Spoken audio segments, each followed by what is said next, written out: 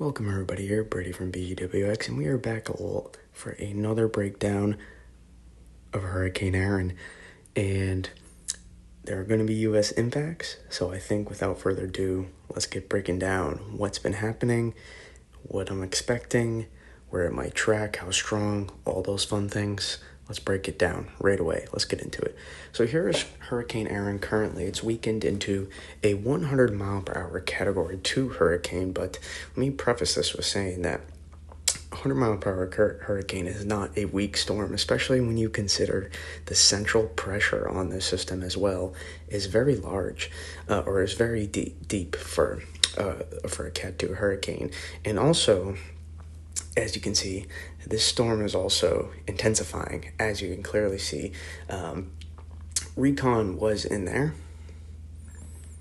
and you can see a few hours ago on their last pass, they recorded 5 millibars in pressure drop right before they left, about 9:53 to 9:54, after being 9:58, I believe, in the last advisory, or 9:59, so about 6 millibars in a few hours. They found pressure drop.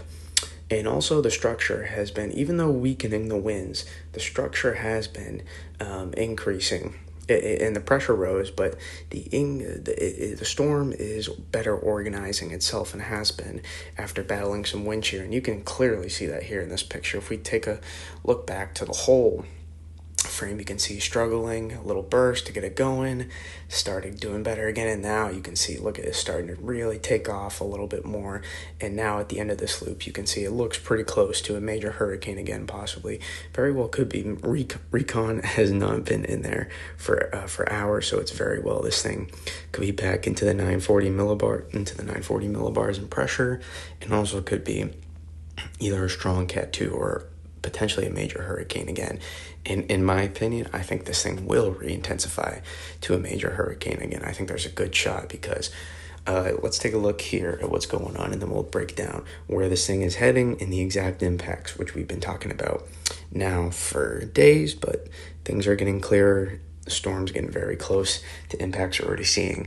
Outer Banks see some significant tidal wash, I guess you could call it, where you're already getting some coastal flooding out ahead of the system. So when I take a look here at the track, I notice a couple things. I notice this front kicking out here associated to the end of this upper level low. How quickly does this move out of the way? Because this will really define how much northern latitude this can gain before the exit eventually happens. You can see it. This is collapsing here, as you saw in the loop. This is moving out. This is the weakness to carry out Erin. There's no question about that, but that's not happening yet. As you can see on the forward movement, when we looked at Recon, it was moving about northwest, right? So it's still gaining it's still gaining longitude currently as we speak. So it's still moving to the coastline. The question remains now, how much longer will this go? This will eventually start moving from westward to eventually northward, and then eventually northeastward. So the question is, how close can it get before? Because if it's able to get close enough, it'll really define if we can get those hurricane force wind gusts, whether or not those can come on shore, or if we're talking about strong tropical storm force wind gusts. That's really the difference of what we're talking about for these places right now. And when I look at the track, you can see it's pretty evident that the northwest approach is still going to continue, I think, for the remaining time. You can see this is the biggest. You can see this is the weakness currently where it wants to go. This is the area right here. So this is where I track about the forward movement, and as you can see, that's roughly about northwest. So that's where I continue to expect that movement to be. And you can take a look here. We draw all around it, you can see northwest in the immediate future for this system. Will it draw a good arrow there? Nah, whatever. You can see that's the general movement, I think, is what we're going to continue to see at least over the next, I would say, over at least the next 3 to 6 hours. And then after that, we'll see if we'll get a more northern push after that, and then eventually this thing will cave out to the east. But the question is, you can see this big, all of this troughing going on to the northeast. How soon does this get out of the way? How far away is it from Erin? Erin sped up a little bit, so then, or just a little bit more than models had predicted yesterday. If we're comparing it to yesterday, And so now the question is, though, how much can this thing kick out of the way?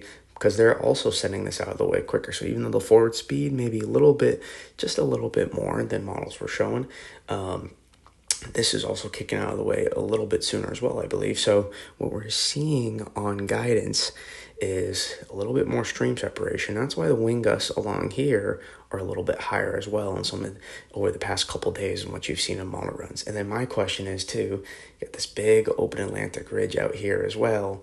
Could models be underestimating the strength of this as well? I think that's certainly a possibility, and they often do. The question is how much, though. So I think if we combine all these factors, I would say maybe just the western side of the cone is where I would just lean for now, is where I would lean.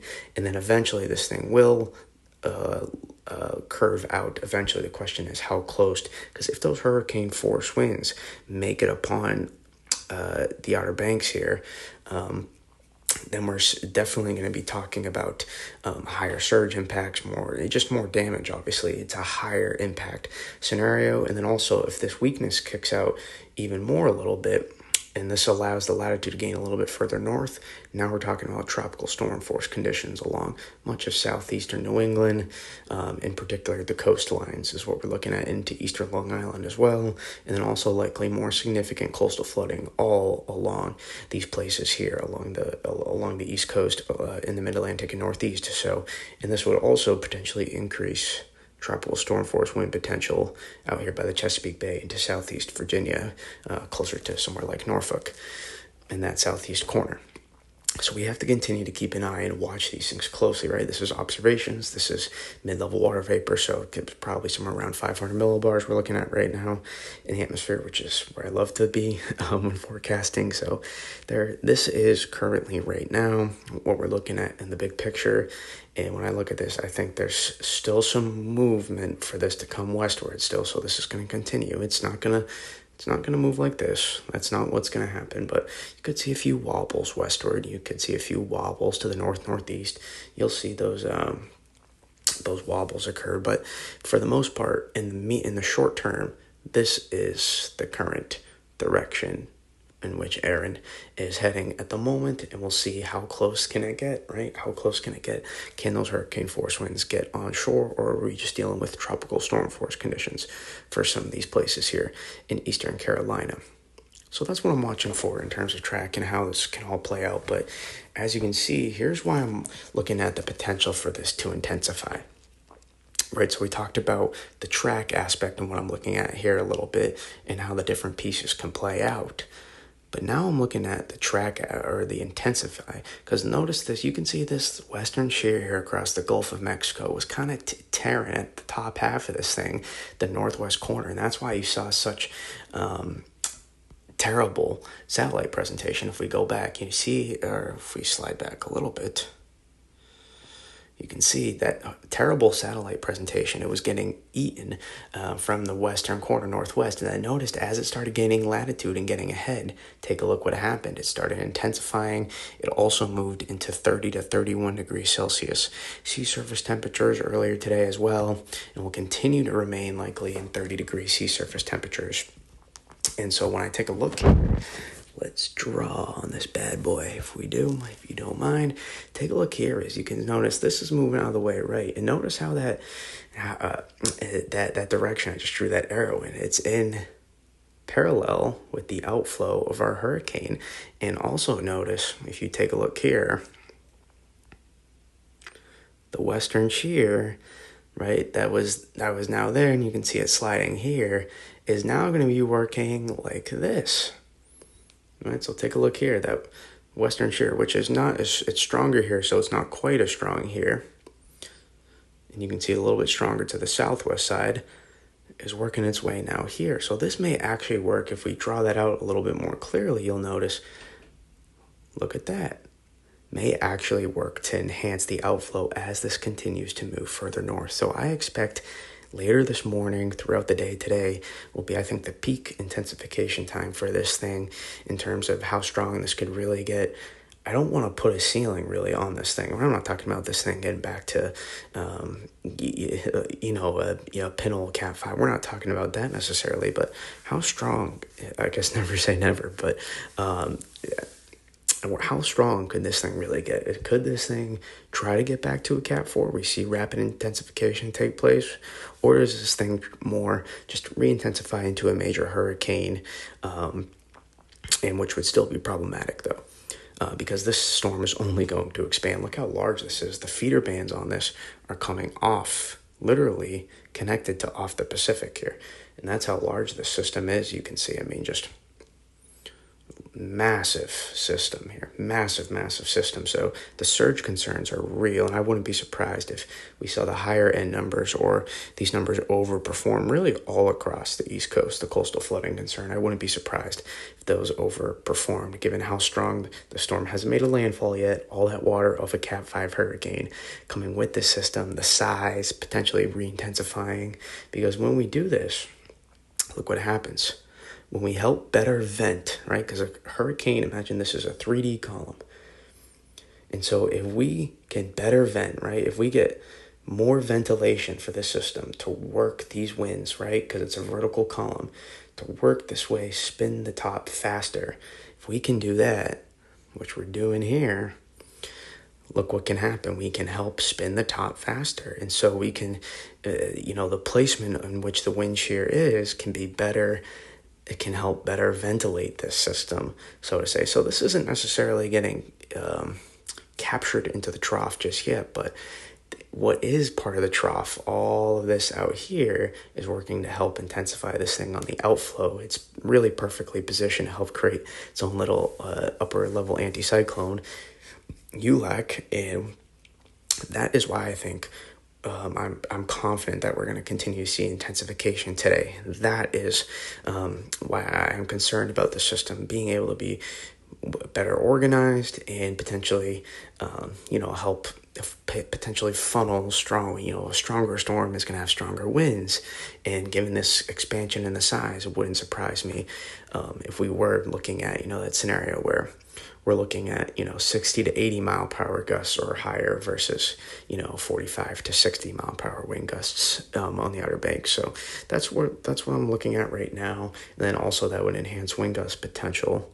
up here as well, especially if these two separate themselves a little bit more effectively as well, which we'll start to find out in real time. These retrograding lows are often massive upper level lows in the North Atlantic, are often tricky to forecast. So that is what I am looking at right now in the short term. But as you can see on satellite, take a look at the presentation. You can see it, that convection continuing to wrap around the eye wall now. We might see an eye start to pop here in a little bit. It wouldn't surprise me. You can see that core, that CDO is much more developed. It's kind of sitting. You can see another outflow channel. We've seen multiple of these in that little line that you can see that almost looks like an outflow boundary. In the summertime thunderstorms, you can see another one of those coming off the system. As you can see, the system's starting to sink more in, and that's really allowing for the intensification process to see where you're going in those. And when you look over a long period of time and you see those rapid kind of rotating bursts over time, wrap down shear and up shear and down shear and up shear, when you see that, that's often a sign of an intensifying. It is a sign of an intensifying hurricane bearing some weird circumstances, and you can see it just kind of sink in the outflow. So I wouldn't be surprised. Recon is heading back in. They'll be in probably in a couple hours or so. I wouldn't be surprised if we found ourselves to a major hurricane. I wouldn't be surprised if National Hurricane Center just upgraded the intensity based on satellite estimates back to 105 miles per hour come the 5 a.m. advisory, so at a minimum. So again, remember, the stronger, the deeper the central pressure as well, which is already 954 millibars according to the National Hurricane Center as of the 2 a.m. advisory, which was 6 millibars deeper than before, or 5. That increases the surge threat and the coastal flooding threat as well, especially. And then such a large system, such a deep central pressure could be a concern for the coastal flooding aspect of this. So that's why we have to continue to keep a close eye on this. And then Atlantic Canada as well, we have to keep an eye on potential tropical storm force wind gusts as well in a more northerly scenario. But no, other than coastal flooding, there are no massive concerns for huge impacts at the moment. We'll have to keep an eye on the extratropical transition, though, for somewhere like Newfoundland. But in the meantime, what you do have is an intensifying hurricane at the moment, as we can clearly see. One that may be trying to clear out an eye a little bit. You see a couple signs there, maybe trying to clear out its eye. If it is able to successfully clear out its eye, that is when we can see more rapid pressure falls as well, and that could potentially allow for the storm to continue to strengthen at a more rapid rate. And really everything I look at on this picture suggests intensification right now. There's not a lot that I look at and say this is not good for this storm. The expanding outflow of the system, the way the CDO is sinking now more into the system, the rapid rotating bursts, rotating up shear and down shear around the central core of the system, the pulsating convection rotating, wrapping around the system outside of the main core. There's a lot going for the storm right now, and it would not surprise me if we saw some rapid intensification again with this thing, just due to the upper level environment that it's going to start to create. I'll admit I did not forecast the last rapid intensification that I was kind of thinking we may see, and we did see it. 12 millibars drop in 3 hours, and all of a sudden western shear kicked back in. It's not that I wasn't expecting some problems eventually. I just thought it would have a little bit more time potentially to re-strengthen, but obviously that wasn't the case. In this case, you can clearly see the intensification happening, and the organizational trends have been going on for a lot of the day now. And we're going to see this thing really start, probably taking off in terms of the drop in the central pressure, and then those rise in the winds. And we may be starting to see some signs of an eye trying to clear just a little bit, ever so slightly, if you look in there a little bit. So we'll keep an eye on that, like I said. In the meantime, I hope this helps covers, because this may be the last video before we start seeing direct impacts, significant direct impacts. So I hope I've done a good enough job to help prepare those for the storm.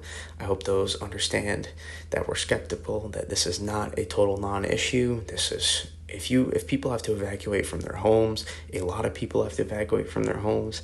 I don't know how you can describe that as a non-issue, in my opinion. I feel like if you're dismissive of that, if you got told you had to evacuate for days, I don't think you would enjoy that. I think that would impact your life a little bit. So, but without further ado, as you can see, at the moment we have an intensifying hurricane. The question is, how much more is this going to intensify? How far west can this get before that northerly turn happens?